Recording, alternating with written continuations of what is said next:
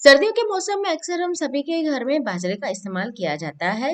बाजरे का सागरा बनता है, रोटी बनती है, लेकिन मेरे यहाँ बनती है बाजरे की खिचड़ी और साथ में हरे प्याज की कढ़ी।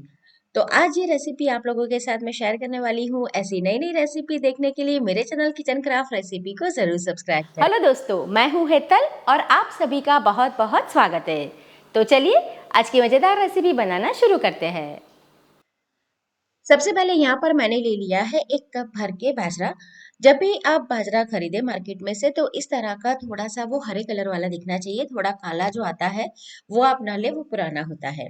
तो पानी डालकर अच्छे से इसे हम साफ कर लेंगे। मार्केट में जैसे बाजरे का ऊपर का छिलका है ना, वो निकाला हुआ भी मिलता है जिसे कूटा हुआ बाजरा बोलते हैं, लेकिन सभी जगह पर ये इजीली अवेलेबल नहीं होता है। तो आप घर पर इसे तैयार कर सकते हैं। आज मैं आपको ये तरीका बताती हूँ। तो पानी से धोने के बाद इसे हमें एक कपड़े के ऊपर फैला देना है। पानी में हमें भिगो कर नहीं रखना है, बस पानी में धोते हैं जैसे 1-2 मिनट तक उतनी देर ही रहने देंगे, फिर एक सूखे कपड़े के ऊपर निकाल देंगे और उसका जो सारा पानी है ना वो हटा देंगे।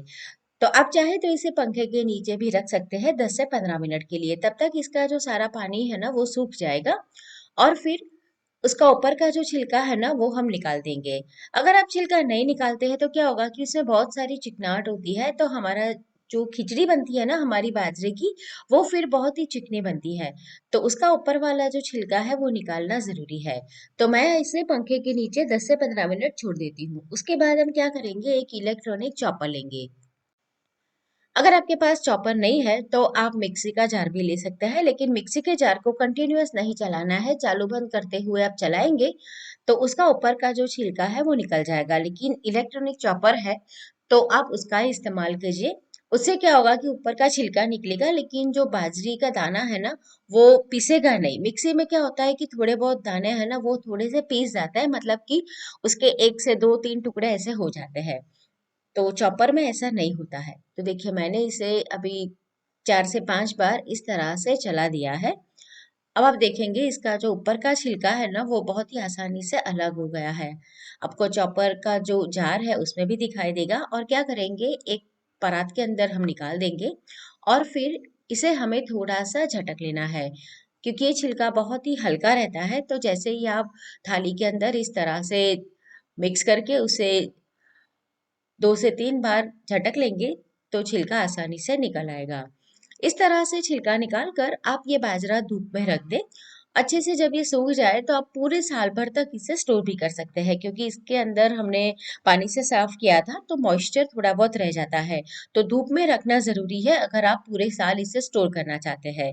अगर आपको इस्तेमाल में लेना है 10-15 दिन तो आप इसे फ्रिज में रख दीजिए या बाहर रख दीजिए, बिल्कुल खराब नहीं होगा। तो देखिए ऐसे झटकने से क्या होगा कि उसका ऊपर का जो छिलका है ना वो इस तरह से अलग हो जाएगा। तो 5 से 6 बार हमें ये प्रोसेस करनी है। तो उसके बाद हमारा इस तरह से कूटा हुआ बाजरा जो मार्केट में मिलता है ना वैसा तैयार हो जाएगा। अगर आपके यहाँ इजीली अवेलेबल है तो आप फिर वो ले लीजिए, आपको फिर ये प्रोसेस करने की बिल्कुल ज़रूरत नहीं है। लेकिन कई जगह पर इजीली अवेलेबल नहीं रहता है तो आप इस तरह से कर सकते हैं। पहले के ज़माने में तो उसे कूट कर तैयार किया जाता था, लेकिन हम तो अभी मिक्सर वाले हैं तो हम इसका इस्तेमाल करेंगे। तो देखिए बहुत ही बढ़िया से ये तैयार हो गया है। अब जितना बाजरा था उससे आधी मैंने पीली मूंग दाल ली है। आप छिलके वाली मूंग दाल या फिर मसूर दाल, तूर दाल, कोई भी दाल ले सकते हैं। लेकिन ये जो मूंग की येलो दाल है ना उसका स्वाद बढ़िया आता है। तो इसे पानी से हम साफ कर लेंगे। इसे भिगो कर रखने की बिल्कुल जरूरत नहीं है और बाजरे को भी भिगो कर रखने की जरूरत नहीं है। तो जितना आप बाजरा ले रहे हैं उससे आधी क्वांटिटी में या फिर 1/4 क्वांटिटी में भी आप ये मूंग दाल ले सकते हैं। मतलब दाल डाली है, क्वांटिटी आप अपने चॉइस के हिसाब से आधी लीजिए या 1/4 लीजिए।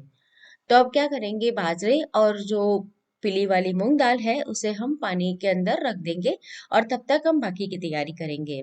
तो जैसे हम खिचड़ी बनाते हैं ना, उसमें जैसे पानी डालते हैं उससे हमें पानी का रेशियो इसमें ज्यादा रखना होता है। जैसे आप बाजरा और पीली वाली मूंग दाल दोनों भर के यहाँ पर जैसे मैंने 1.5 कप लिया है, तो जितना दोनों का क्वांटिटी है उससे आपको 3 से 4 गुना पानी इसमें डालना रहता है।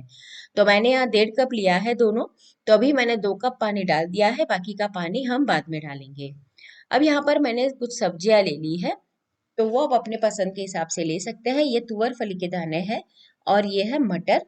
दोनों मैंने 1/4 कप लिया है। टमाटर लिया है, एक प्याज ले लिया है। यहाँ पर मैंने थोड़ी सी हरी मिर्ची ली है जिसका इस्तेमाल हम कढ़ी के लिए भी करने वाले हैं। साथ में यहाँ पर मैंने हरा प्याज लिया है जिसका सफेद वाला जो पार्ट है वो अलग किया है, पत्ती वाला अलग है। अदरक और लहसुन का थोड़ा पेस्ट है और एक आलू मैंने ले लिया है। तो वैसे जो भी वेजिटेबल आपको पसंद है, सब्जियां, वो आप अपने हिसाब से खिचड़ी में डाल सकते हैं। थोड़े से सूखे मसाले लिए हैं जिसमें 2 सूखी मिर्ची है, 3 से 4 काली मिर्ची है, 3 से 4 लौंग है, एक छोटा टुकड़ा यहाँ पर दालचीनी का लिया है, यहाँ पर थोड़ी मूंगफली और ये तेजपत्ता है।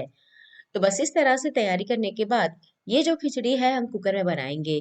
और कुकर आप इस तरह का थोड़ा सा हाइट वाला लीजिएगा ताकि इसमें ज्यादा पानी हो तो पानी निकल कर बाहर ना आए। तो यहाँ पर मैंने 4 टेबल स्पून तेल ले लिया था। ये यहाँ पर मैंने तिल का तेल लिया है और सारे जो मसाले हैं ना साबुत वाले वो उसमें डालेंगे और थोड़ा सा उससे सौते करेंगे। अगर आपके पास तिल का तेल नहीं है तो आप सरसों का तेल भी ले सकते हैं, मूंगफली का तेल या फिर घी भी ले सकते हैं, लेकिन तिल के तेल में ये खिचड़ी का स्वाद बढ़िया आता है। अब मूंगफली डालेंगे और उसे भी हल्का सा सौते कर लेंगे। और तेल की क्वांटिटी यहाँ पर मैंने थोड़ी सी ज्यादा ली है, आप चाहे तो कम भी कर सकते हैं। सौते होने के बाद इसके अंदर हम डाल देंगे प्याज। इसमें यहाँ पर प्याज और लहसुन का मैंने इस्तेमाल किया है, लेकिन आप नहीं खाते हैं तो उसे स्किप कर दीजिए। जो सूखी वाली लाल मिर्च थी वो डाल दी है, अदरक और लहसुन का पेस्ट डाला है और उसे भी थोड़ा सौते करेंगे, साथ में प्याज भी डाल देंगे। और फिर जब प्याज थोड़ा सा सौते हो जाएगा उसके बाद इसमें हम डालेंगे सरसों। और ये खिचड़ी आप चाहे तो बाहर भी बना सकते हैं, हांडी के अंदर। पहले के जमाने में हमारी दादी नानी वो इसी तरह से बनाती थी, लेकिन फिर उसमें पानी की क्वांटिटी आपको और ज्यादा डालनी पड़ेगी। जितना बाजरा और मूंग की दाल है उससे 6 गुना ज्यादा। अब यहाँ पर मैंने 1 टीस्पून सरसों डाल दी है। उसके चटकने पर उसमें जाएगा हींग, तो 1/4 टीस्पून मैंने हींग डाला है इसके अंदर। अब सारी सब्जियां डालेंगे और हरी मिर्ची भी डालेंगे। इसमें लाल मिर्च भी डालने वाले हैं, तो आप अपने हिसाब से जितना तीखा पसंद है उसके हिसाब से क्वांटिटी डालें मिर्ची की। मैंने आज ये जो क्वांटिटी ली है ना उसमें से आप 4 से 5 लोगों के लिए ये खिचड़ी बनाकर तैयार कर सकते हैं। और जितना आप बाजरा और मूंग की दाल ले रहे हैं उसके हिसाब से आप सब्जियां भी डालें। सब्जियां आपको जो भी पसंद है डाल सकते हैं। इसमें गाजर डाल सकते हैं, लौकी डाल सकते हैं, फूल गोभी डाल सकते हैं। हाँ, पत्ता गोभी ना डालें, नहीं तो उसकी एक थोड़ी सी स्मेल आएगी जब वो पक जाएगी। तो सारी सब्जियां मैंने तकरीबन 1.5 से 2 कप ली है कुल मिलाकर। उसमें जाएगा हल्दी पाउडर 1 चम्मच, 1 चम्मच लाल मिर्च पाउडर डाली है, नमक स्वाद के हिसाब से डाल देना है। और आधा चम्मच इसके अंदर डालेंगे हम गरम मसाला। मसाले को अच्छे से मिक्स कर लेंगे सब्जियों के साथ। बहुत ही बढ़िया इसका कलर आया है क्योंकि मैंने जो लाल मिर्च ली है ना उसके अंदर थोड़ी सी कश्मीरी मिर्ची भी मिक्स है, तो कलर बहुत बढ़िया आया है। अब इसके अंदर हम डालेंगे बाजरा और जो मूंग की दाल हमने रखे थे ना वो डाल देंगे। ये खिचड़ी है कुकर में 15 से 20 मिनट में ही बन के तैयार हो जाती है और खाने में बहुत बढ़िया लगती है। बाजरा सर्दियों में हमें ज्यादा से ज्यादा इस्तेमाल करना चाहिए, तो उसकी रोटी सागरा तो हम बनाते ही है, लेकिन इस तरह से अगर समय कम है तो आप खिचड़ी भी बना सकते हैं। मैंने 2 कप पानी पहले डाला था जब हमने बाजरा और मूंग की दाल भिगोकर रख दिए थे। तो अब इस समय पर मैंने 3.5 कप पानी और डाल दिया है। ये समय पर आप मसाला टेस्ट कर सकते हैं, अगर आपको कुछ कम लग रहा है तो आप उसकी क्वांटिटी ऐड कर सकते हैं। अब प्रेशर कुकर का ढक्कन जो है वो बंद करके इसे हमें 7 से 8 विसल आने तक या तो फिर स्लो टू मीडियम गैस के ऊपर आप इसे 12 से 15 मिनट प्रेशर कुक कीजिए। तब तक हम कढ़ी तैयार कर लेते हैं। तो 1 कप मैंने थोड़ा सा खट्टा वाला दही लिया है और उसके अंदर डालेंगे हम 4 टेबल स्पून भर के बेसन। इसके अंदर हम 1 कप भर के पानी डालेंगे और फिर विस्कर से इसे अच्छे से हम मिक्स कर लेंगे ताकि कोई भी बेसन के लम्स अंदर अंदर ना रह जाए। आप चाहे तो मथनी से कर सकते हैं या इलेक्ट्रॉनिक ब्लेंडर से भी कर सकते हैं। और ये जो कढ़ी बनती है ना वो हम न ज्यादा गाढ़ी बनाएंगे न ज्यादा पतली। अगर आप रोटी के साथ इसे खाना पसंद करते हैं तो आप इसे थोड़ी सी गाढ़ी बना सकते हैं, लेकिन खिचड़ी के साथ हम इसे सर्व करने वाले हैं तो इसे हम ज्यादा गाढ़ी नहीं रखेंगे। तो मैंने अभी 2 कप पानी इसके अंदर और डाल दिया है। तो देखिए कुछ इस तरह की कंसिस्टेंसी रहेगी और उबलने के बाद लगे तो आप पानी की क्वांटिटी इसके अंदर बढ़ा भी सकते हैं। अब यहाँ पर तड़के के लिए मैंने 2 टेबलस्पून भर के घी लिया था, उसमें थोड़ा-सा मैंने साबुत मेथी डाली है, 10 से 12 और फिर राई और जीरा दोनों लगाएँगे तड़के में। तो 1 टीस्पून भर के मैंने राई और जीरा दोनों ले लिया है। 1/4 टीस्पून इसमें हींग जाएगी और डालेंगे इसके अंदर करी पत्ता और हरी मिर्ची। तो आपको जितना तीखा पसंद है उसके हिसाब से आप इसमें हरी मिर्ची डालें। मैंने जो हरी मिर्ची ली थी ना वो काफ़ी तीखी है तो मैंने क्वांटिटी कम डाली है और इसमें हम लाल मिर्च नहीं डालने वाले हैं। अब जो सफ़ेद वाला हिस्सा है ना प्याज़ का, हरे प्याज़ का, तो वो डाल देंगे पहले और उसे थोड़ा-सा सौते कर लेंगे। हरा प्याज़ है उसे सौते होने में ज़्यादा समय नहीं लगता है, तो बस हल्का-सा इसे हमें सौते कर लेना है,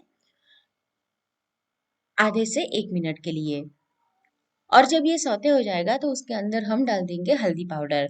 हल्दी पाउडर भी हम थोड़ा ही डालेंगे, बहुत ज़्यादा नहीं डालना है, बस हल्का कलर आ जाए इसके लिए हम इसके अंदर 1/4 टीस्पून हल्दी पाउडर डाल देंगे। और जो हमने बेसन और दही को मिक्स करके जो घोल तैयार करके रखा था ना, वो इसके अंदर डालेंगे। जैसे कढ़ी बनाते हैं ना हम, पकोड़ा वाली कढ़ी या कोई भी नॉर्मल सी कढ़ी, तो ठीक उसी तरह का इसके अंदर भी प्रोसीजर करना है, लेकिन इसके अंदर हम प्याज़ डाल रहे हैं।